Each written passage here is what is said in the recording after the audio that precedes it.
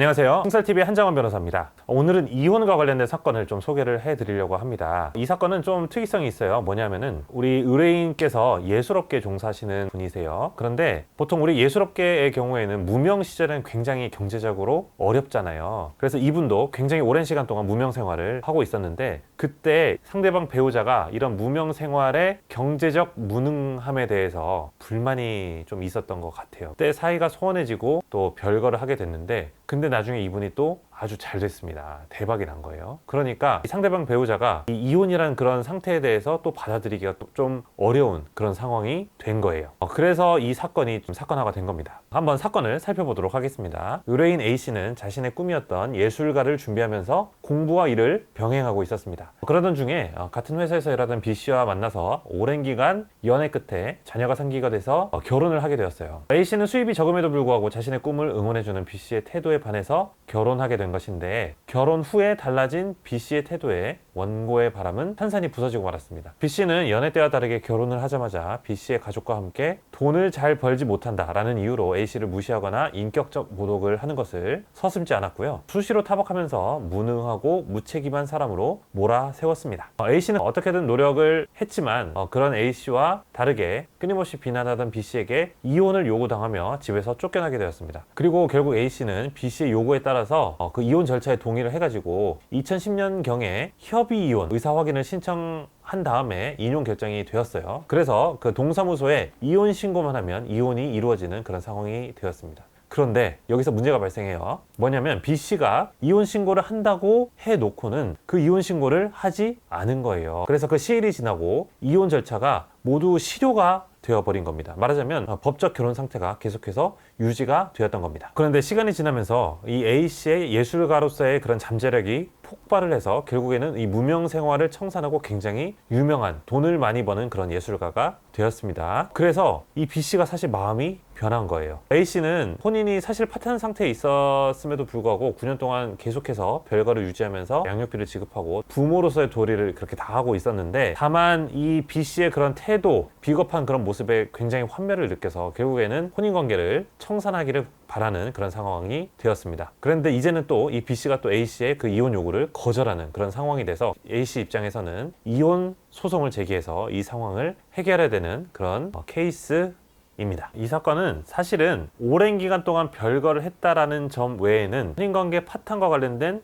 특히 유책 사유에 있어서 증명이 좀 어려운 그런 상황이었습니다. 말하자면 뭐 폭행이라든지 폭언 또는 불륜 같은 그런 유책 사유는 딱히 없었고요. 단지 10년 전쯤에 경제적인 무능을 이유로 해서 쫓겨났다라는 점뿐이었는데요. 당연히 그 부분에 대해서도 사실은 증거가 아주 명확하지는 않겠죠. 그때는 그냥 집에서 나왔을 뿐이니까 그 나온 경위와 관련해서 카카오톡 대화 내용이라든지 그런 것도 없고 한 상황에서는 사실은 증명이 좀 어려운 그런 부분이 있었어요. 그래서 이혼 소송을 제기하기 위해서는 상대방의 유책 사유를 증명해야 되기 때문에 그 부분이 난점이었는데요. 여러 가지 그런 상황들을 정리를 해서 재판부에 제시를 했습니다. 첫 번째, 가장 좀 유효하게 적용됐던 그런 정황이 뭐냐면은 그 당시 협의 이혼 확인을 받았다라는 겁니다. 단지 신고만 안 했을 뿐 협의 이혼과 관련해서는 서로 간에 의사의 합치가 있었다라는 점이죠. 뭔가 이 부부관계에 문제가 있었다는 점에 대해서는 재판부에서 충분히 인지를 할 수 있었다라는 겁니다. 그래서 협의 이혼에 이르게 된 그 사정이 바로 경제적 무능을 이유로 한 축출이다라는 점을 재판부에 설명하는 과정을 거쳐갔습니다.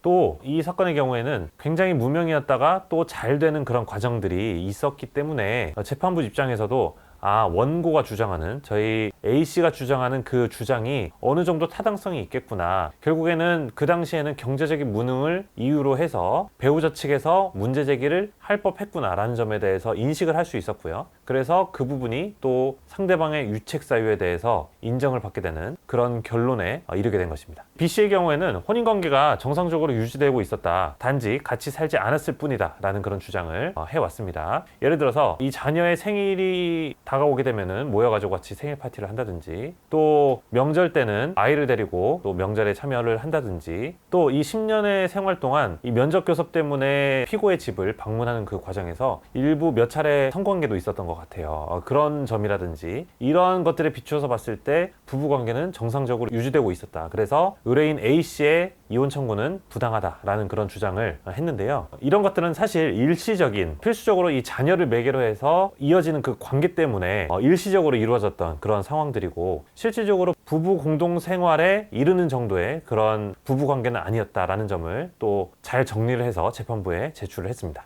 그리고 상대방 B씨는 의뢰인 A씨가 오히려 불륜 관계에 빠져 있었다라는 그런 취지의 주장들을 했습니다. 아무래도 시간이 좀 오래 지나다 보니까 A씨에게 불륜까지는 아니더라도 일부 소식을 전한다든지 하는 식으로 만나는 분이 계셨던 거는 맞는 것 같아요. 그런데 이 부분을 사실은 피고 쪽에서 트집 잡을 수는 없는 그런 상황이었습니다. 이미 재판부에서 봤을 때는 혼인관계는 파탄에 이른 그런 상황이었고, 협의혼이라는 그런 형식을 거친 그런 부부관계에 있어서 사실은 배우자가 다른 사람을 만나는 것에 대해서는 어느 정도 양해가 이루어진 그런 상황이다라고 인식을 할 수 있었기 때문에 역시 그 부분에 대해서도 저희 주장을 잘 정리를 해가지고 재판부에 제출을 했고요. 그래서 사실 유책 사유가 뚜렷하게 현출되지 않았기 때문에 이것을 과연 이혼을 시켜드릴 수 있는, 이혼이 굉장히 절실한 그런 상황이었거든요. 왜냐하면 오랜 기간 동안 사실은 부부관계로서 전혀 이루어지지 않고 있는 그런 이제 형식적인 그런 상태였는데, 이것을 정리를 해주는 것이 사실은 우리나라에서 정한 이혼제도의 순기능 중에 또 하나일 텐데, 이것이 만일에 기각이 되면은 A씨 입장에서는 굉장히 불합리한 그런 상황이었기 때문에 이것을 빨리 정리해줄 그런 필요성이 있는 상황이었습니다. 그런데 어쨌든 재판부에서 이런 원고 측, 저희 측의 그런 주장을 잘 받아줘서 결국에는 폭행,